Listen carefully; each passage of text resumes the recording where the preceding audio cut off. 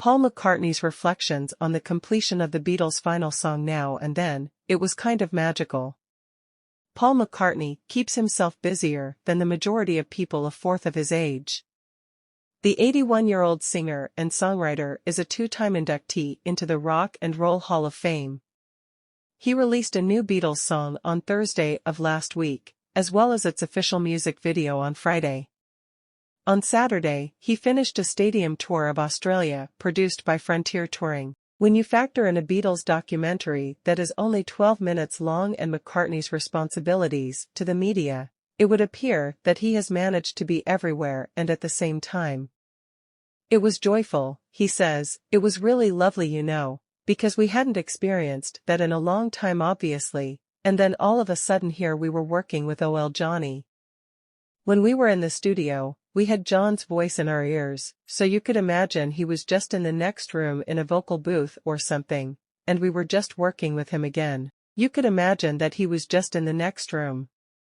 The song was first recorded as a demo by John Lennon in the 1970s at the Dakota Building in New York City.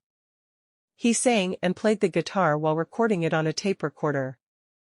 In the 1990s, Paul McCartney, George Harrison, and Ringo Starr made an effort to resuscitate the tape, but the audio quality was so poor that it was impossible to salvage. That was the case, however, until Get Back director Peter Jackson and the crew at WingNut Films invented the MAL audio system, which was powered by artificial intelligence and could separate the stems. It has been finished with a string arrangement, was written by Giles Martin, Paul, and Ben Foster, and features contributions from all four Beatles. It is being marketed as the final Beatles record. In the United Kingdom, the track has been a smashing success since its release.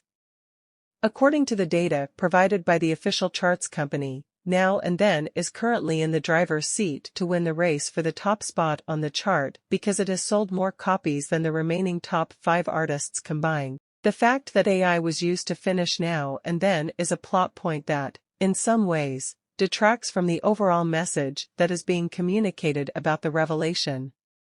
According to McCartney, the Beatles have always been fascinated by new technology. When we accidentally played a tape backwards for the first time, we were completely perplexed by the sound. Whereas other people might simply say, "Oh come on, get the tape on the right way, and let's get on with it," he explains that we wanted to include that on our record. However, we were always picking up little things like that, and Peter Jackson was the one who ordered everything so that it appeared magical. It is a very unique experience for me to be singing with John once more. McCartney also related his most recent, hit-filled performance, which took place at the Glastonbury Festival 2023 in June of this year. "Well, you must be aware that Glastonbury is a unique festival," he exclaims. "We went on a tour of the United States in order to get acclimated to playing with the band.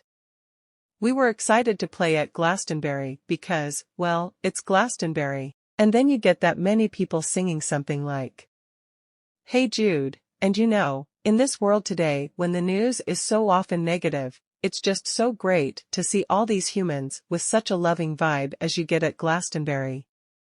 Not at all. I'm glad we were able to pull it off, because it was a lot of fun to do.